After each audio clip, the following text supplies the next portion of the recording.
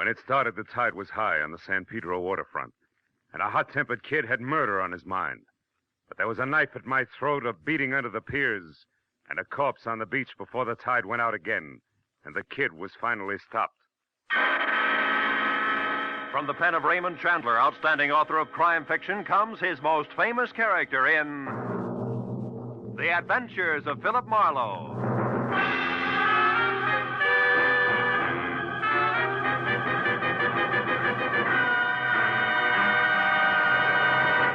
Now, with Gerald Moore, starred as Philip Marlowe, we bring you tonight's exciting story, Night Tide.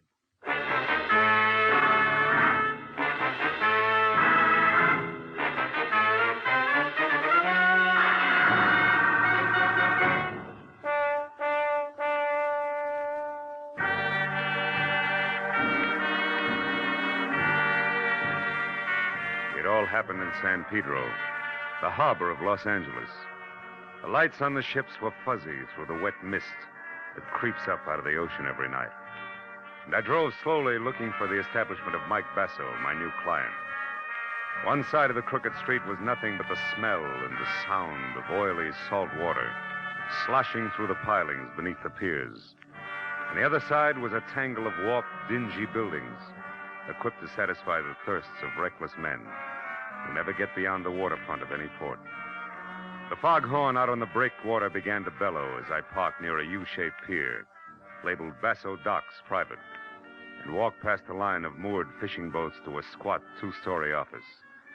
The bottom floor was dark, but the second floor had lights on. So I started up the steep wooden stairs and was halfway to the top when I caught the voices. I don't want dumb excuses, Sharp. One I'd already heard over the phone when I was hired. It was my client, Mike Basso. But you'll make them jump, or I'll get somebody who can. These boats got to be handled faster. Why, even the crook Johnny Dyke was better on this job than you are. Johnny Dyke?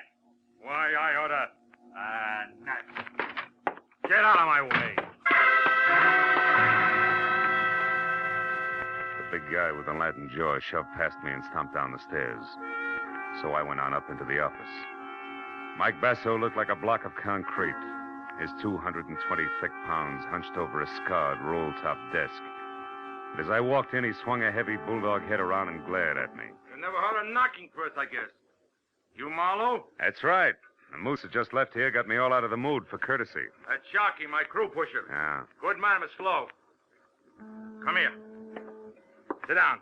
We got other business. Have a drink cognac. Thanks. Okay? Now, there's a hothead punk by the name of Johnny Dyke. I sent him to prison 3 years ago for stealing money from me. I made it as tough as I could for him. Any special reason why? Sure. Because I trust a fellow who works for me. Uh-huh. Johnny Dyke used to have Sharky's job, but he took advantage. When the police grabbed him and found my money in his own house, he squealed like a pig and said he was framed, like all cheap punks do. How does this get around to you wanting a private investigator? Because Johnny Dyke is out of prison. Got out yesterday on parole. And he's back in town now. Hey, you. What you looking at? Your clock. How come it says 11:30 or 20 to 8? It's electric. It was turned off last night, and I didn't start it yet. Now, look. I was here with Ed Giles when he heard some noise on my private launch out there. He went down to see about it, and... Who's Ed Giles? My general manager. While he was gone, the lights went out in here. That's when I got clubbed on the head. And when I went down, I got kicked around. Plenty. I'd be killed right now, but Sharky happened to come along, and the guy was scared off of me. Well, did you happen to see who it was? No, Ed Giles did. He got a good look. He admitted it. Only he claims he don't know who it was. He lies. On account of he's an old friend of Johnny Dyke's. Well, maybe Giles isn't lying. What makes you so certain it was Johnny who slugged you? They found this. Just a book of matches, huh? Mm-hmm. But see how the edges are crimped. Johnny Dyke always did that. He's nervous, all the time fidgeting. Sure. He might as well have left his calling card for me. It was Johnny, all right. Okay, Basso, but before you get too far in, I'll tell you something. I don't go in for bodyguarding. Who wants a bodyguard? Here's what you do, Marlowe. Find that punk, see what he's got in mind. He beat me up once. Maybe that's all he wants. Or maybe he's coming back to put a knife in me. Just find out and let me know. That's all.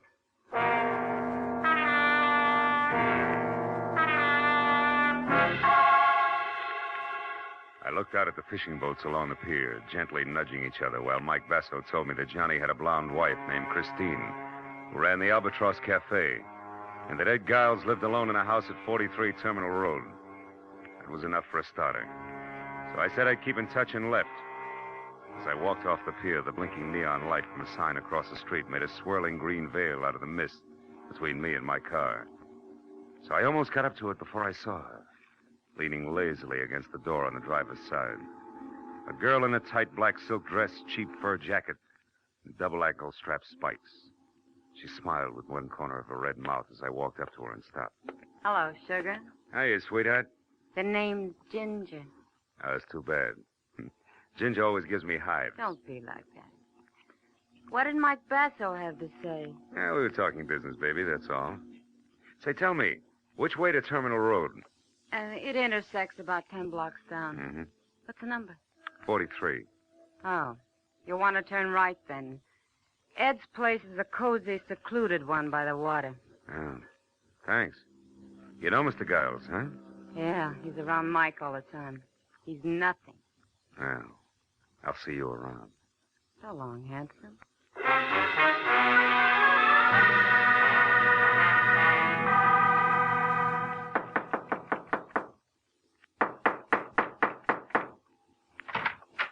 Yeah?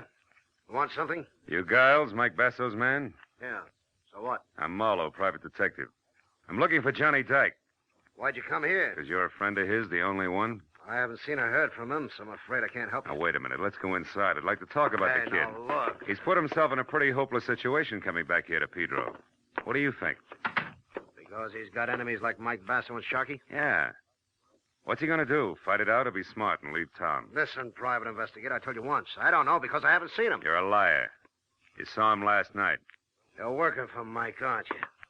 Get out, beat it. Don't shove. I'll shove harder than that, brother. Okay, Giles. We'll try it the hard way. Now, where's Johnny? I don't know. Come on, get up, get up. Let's play again. You saw him last night, didn't you? Didn't you? All right. I saw him about 11:30.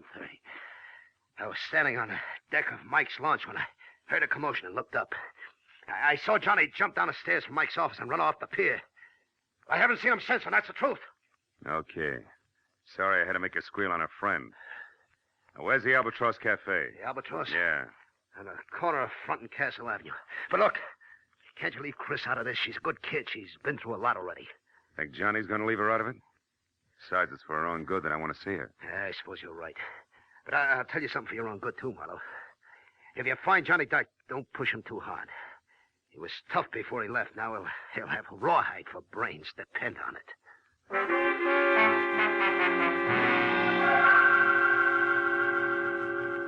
At the corner of Front and Castle, I spotted the Albatross Cafe.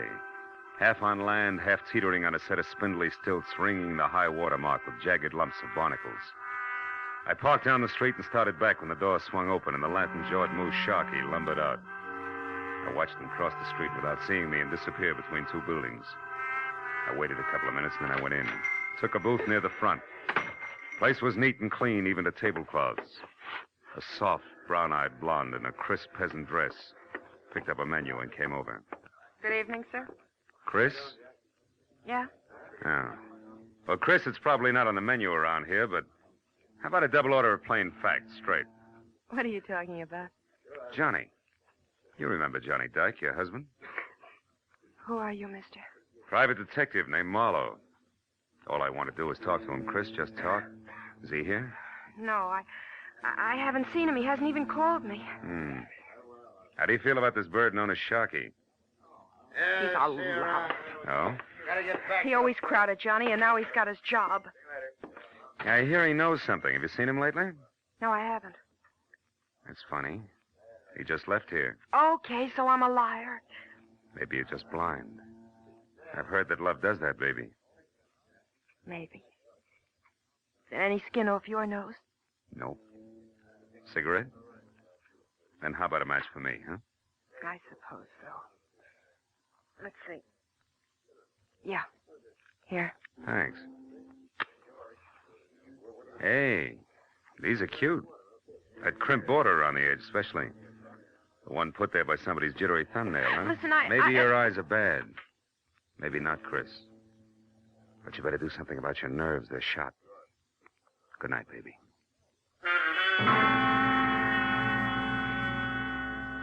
I didn't look back, but I knew she was watching me all the way out the door and down the street, so I made it real good as far as the next block and around the corner. Then I doubled back fast and stayed in the shadows until I got within sight of the Albatross Cafe again. And in time to see a man ease out a side door and slip out of sight among the pilings under the building. I moved in closer and found a rickety trail of greasy planks that led out through the forest of slimy pilings under the piers. I'd have felt better on a tight rope, but it was home ground to Johnny Dyke. I felt my way slowly along the slippery planks. And from behind a piling, an arm like steel springs snapped under my chin while a hand pressed the point of a long, thin knife with a curved white handle up against my throat. You said you wanted to talk to me, Marlowe, so talk. But fast, because I don't have much time. Ease up on my throat, will you? Okay. Hey, there. You're a sucker. Why don't you try to give up? Trying to even the score. Get out of town and forget it. Yeah, sure. Sure, to you, that's easy. You didn't spend 3 long years in the cooler for something you didn't do.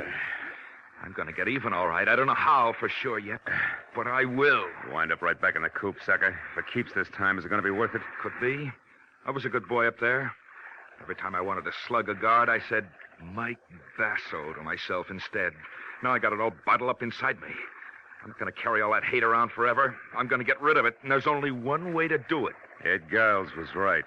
You've got rawhide for brains. You better put the knife away, Johnny. I think we got visitors. Sure we have, Marlowe. Rats. Big ones. The piers are full of them. You should feel right at home, Just punk. don't sleep too long, pal. Oh!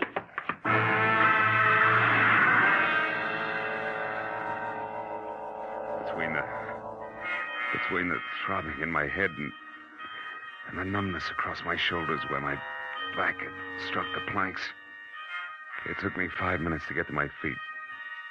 And another 5 to climb up to street level. By then, the pier was deserted. So I headed for the Basso docks on the double with the unpleasant answer to my client's question, plus the added attraction that I'd even seen the knife Dyke intended to use. I still had a block to go when I saw a hulk that had to be Sharkey stride off the pier and turn in my direction. When he got close enough, I hailed him. Yeah, I'm Sharkey. What do you want, bud? Is Mike still in the office? Who wants to know? Come on, this is no time to stall. Heavy, I'm Marlowe. I'm working for him. I got a message you won't keep. Is he there or no? No. The office is locked up. He's gone. I'm looking for him myself. Why? What do you want him for? Because I'm pretty sure that Johnny Dyke is holed up in the back room of the Albatross Cafe. Yeah, I only wish you were right, Sharkey, but you're about a half hour too late. Hey, what was that? Came from up the street there. Yeah, let's go, Sharkey. Maybe we're both too late. Let's find out. Yeah. Hey, what? The dame by the guardrail. It's Ginger, a pal of Mike Basso's. Yeah, you're right. Ginger? Ginger, what's the matter? What happened? Go down there. Take a look, will you? I'm scared. Down where, Ginger? In the water. I think maybe I'm going to be sick. Marlowe. Hey, Marlowe, come here. Look. Holy smoke. That's Mike down there with a knife in his back. Yeah. A long, thin knife with a curved white handle. Belongs to a guy named Johnny Dyke.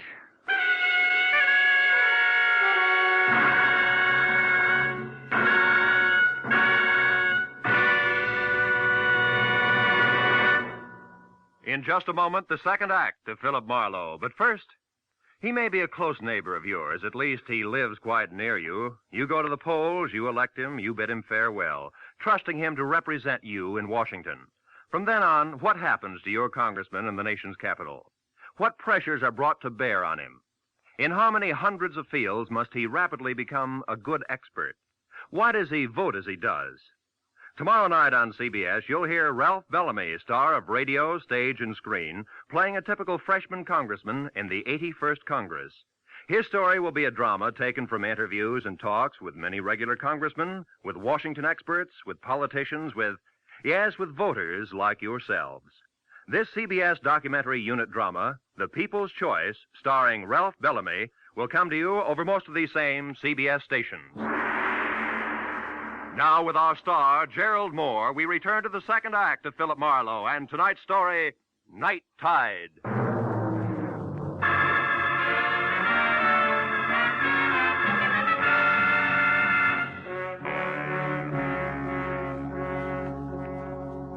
lying with his face muzzled into the sand, and the rest of them half submerged in the shallow, lapping water. Mike Basso was violent death at its ugliest. Ginger turned and walked slowly away from us, trembling like a wino caught in the morning sun. But I told Sharky to go get the police. And I headed for the Albatross, where I figured I might get a lead on Mike Basso's murderer. When I got there, I skipped the formality of the front door and quietly moved around to the back, where I entered without knocking and made my way along a narrow, dusky corridor as far as a half-open door labeled Private, where I met Christine Dyke talking on the telephone. She looked up and gasped at the sight of me and then slammed the phone down abruptly. I was willing to bet that the party on the other end had been husband Johnny. Nobody else. What do you want, Marlowe? Most of all, one Johnny Dyke in handcuffs. Don't bother with the my man pitch, honey, because at the moment the lyrics will make me sick. I just left a corpse that used to be Mike Basso. Basso? Dead, Marlowe? Yeah. All because of Johnny's knife that's sticking in his back, Chris. No, Marlowe. Johnny wouldn't do a thing like that. He couldn't. You're wrong, Chris. He did. Now, where is he? I don't know. You're lying, baby. You were just talking to him on the phone. You gotta know. No, I don't. He didn't say where he was Oh, what? or anything about Basso being dead, so... Don't move, Marlowe. Well, husband with knife, wife with gun. Charming couple. Never mind that. I'm not going to see Johnny in trouble again for something he didn't do. So get in that closet, Marlowe, where you'll be out of the way. Now. All right.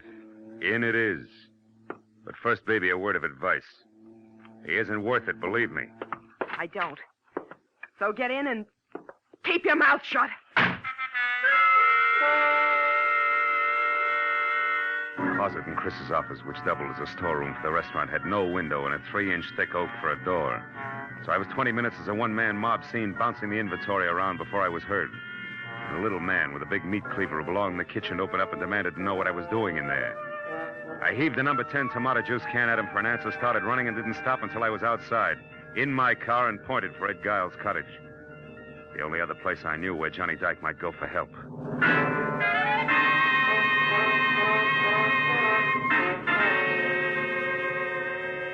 When I came to a stop at the house and found Giles himself standing on the outside steps looking puzzled at a pair of taillights that were blinking out of sight, I knew I was too late. Yeah, Marlowe, it was Christine. And all upset about getting her hands on $500. Said I had to lend it to her for Johnny's sake. She say why? No, only that he needed help. Murderers usually do. Your boy Dyke just killed Basso Giles. A knife in his back. Johnny? Johnny killed Mike? About an hour ago over on the beach. Tell me, did you give her the money? Ah. She ran out of the house before I even got to my safe. Without saying anything? Without saying a word, Marlowe. I wouldn't even know she was gone yet if I hadn't heard... Heard what, Giles? The desk drawer in the living room. Come on, Marlowe, quickly. I heard the drawer open when I was inside near my safe. I wondered what she was looking for when I called for it. You got no answer. You ran outside after her, is that it? Yeah, and I... Hey, Marlowe, they're gone. The boat keys. She must have taken them for Johnny. Asking for the money was only a trick to get me out of the room. Wait a minute. What boat keys are you talking about, Giles? The master said, Marlowe. 2 keys on a large brass ring.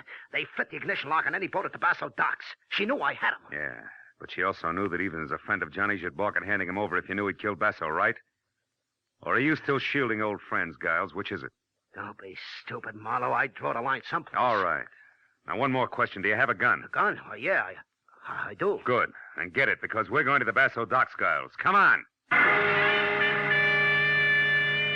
We both piled into my car, and in something less than 10 minutes, ripped through the wide, empty streets to the Basso docks, which were 2 parallel piers set about 100 feet apart and jutting out deep into the bay with more than a score of boats moored to the inboard side of each. But when we were out of the car and saw nothing of Johnny Dyke or the girl, and heard no sound other than the dull thump of wood on wood and the rhythmic slap of water against the hulls, I decided that we should split. And I told Giles to search one pier carefully while I took off for the other. But a minute later, just as I started out alone over the oil-soaked planking, I remembered the panoramic view of the docks I'd gotten earlier that evening from Basso's office. So I stopped, then turned and ran for the flight of wooden steps that led to it. I was halfway up them when I stopped again.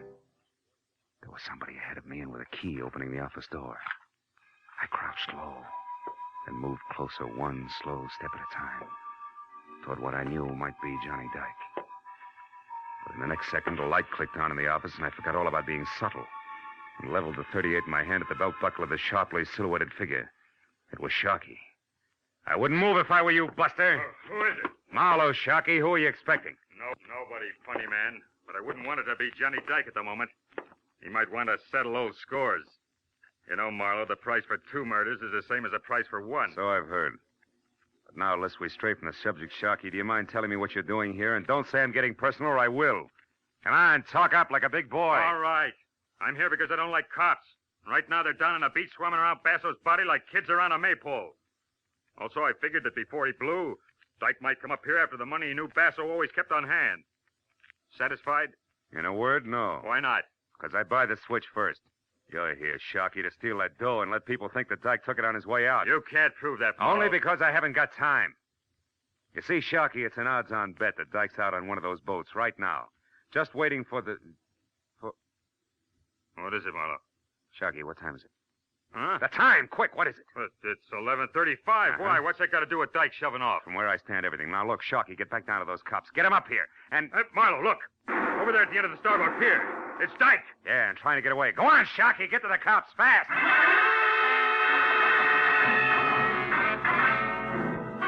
I took the wooden steps back down to the docks 3 at a time and then raced across the starboard pier and out on the length of it until I was close enough to the end, where I could see Johnny Dyke climbing over one of the boats.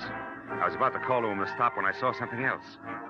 Standing almost opposite me in the shadow of some nearby rigging, gun in hand and taking careful aim at Dyke, was Ed Giles, his finger slowly closing on the trigger.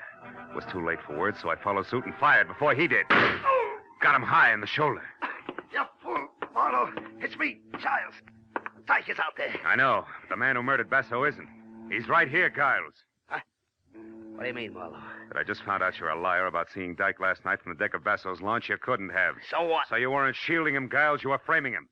Framing him so that you could get rid of Basso and pin his murder on Dyke, who you'd also get rid of while playing public citizen who's helping the private detective apprehend a killer. Well, what do you say, Giles? Is that it? You're a smart guy. Figure it out for yourself. Come clean, Giles, or I'll blow your head off. All right. All right, Chris and I framed Dyke. Chris? Yeah. What are you giving me? Honest, Marlowe. We figured that we'd be in the clear with the money we took from Basso. And with Johnny well tucked away in a big, strong prison. You dirty louse. Keep talking. So we took advantage of Johnny's loud mouth and incidentally, you as well. With Basso gone, I was going to step into his spot. You're the one with the loud mouth, Giles. Well, Little Red Riding Hood. And I went for your line. Funny what a sucker a smart guy can be. He wasn't the only sucker, baby. Johnny! Stay back, Johnny. Shoot if they move an inch. She's got a gun. Shoot him, Chris. Shoot. Come on. Get away, Johnny. Get away from me. Shoot him. You wouldn't shoot me, Chris. Please get You away wouldn't from shoot me. your own Shoot husband. him. The man you talked into running away until things quieted down. Shoot. The man you'd move heaven and earth to help so he could be shot in the back. But you can't shoot me while I'm facing you, can you? You cheap, filthy, double-crossing little scout. That's enough, Johnny. Cut it out. Okay, Marlowe. Okay.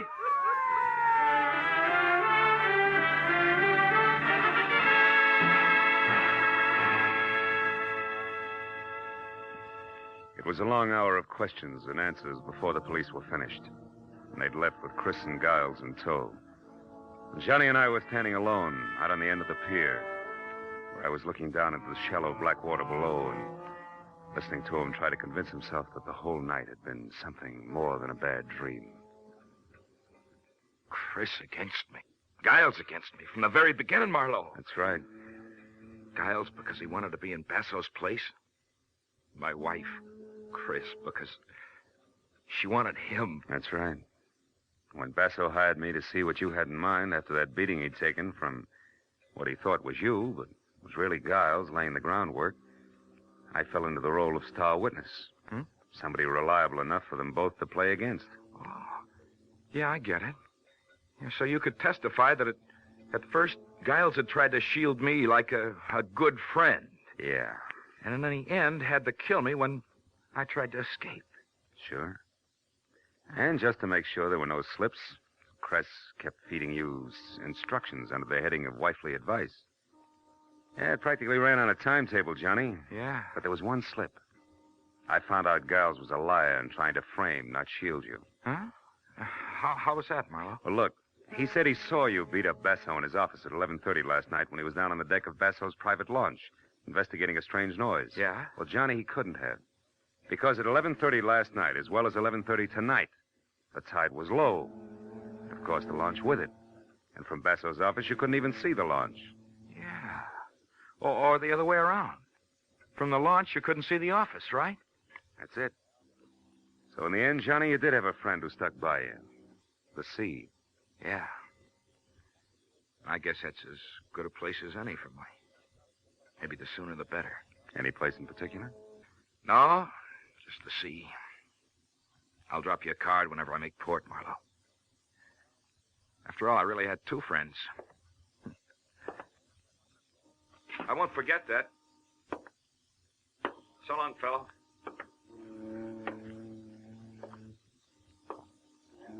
I watched him walk away until he'd gone the length of the empty pier and was swallowed up in the emptier night. Then I turned back to the shallow black water beneath me, which, where the sea and the land were close to meeting, was coated thick with oil and dirty and almost stagnant. And I thought a lot about Johnny, people like Chris and Giles he'd mixed with and trusted. I felt sorry for him. But then I looked up a little, away from the water at the pier and out toward the open sea where it was deeper, cleaner. The further I looked, the cleaner it seemed to be. Then I remembered that was where Johnny Dyke was heading. And I felt better.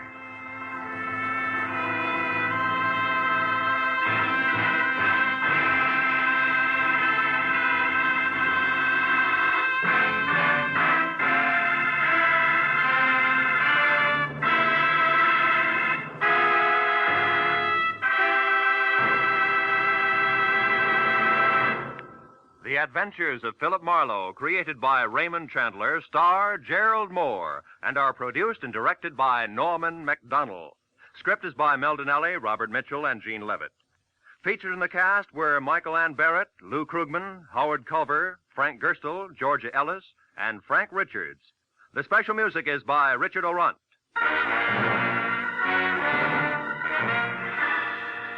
Be sure to be with us again next week when Philip Marlowe says... I was hired to find a thief, and I did. 8,000 miles away from home. But first, I found a hammy Othello, a lush with a Luger, and a fresh corpse in the closet. All because the only woman in sight wouldn't play fair.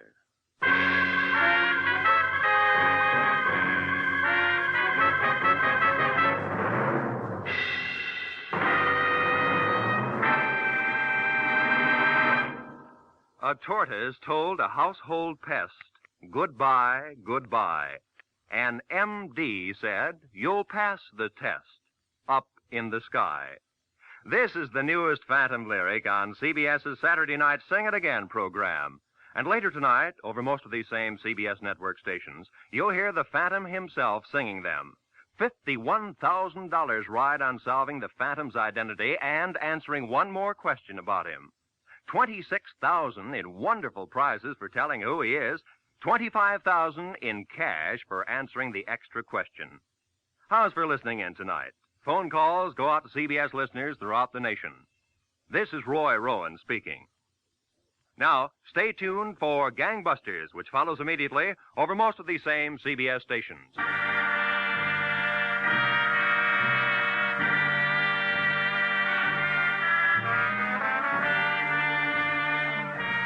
This is CBS, the Columbia Broadcasting System.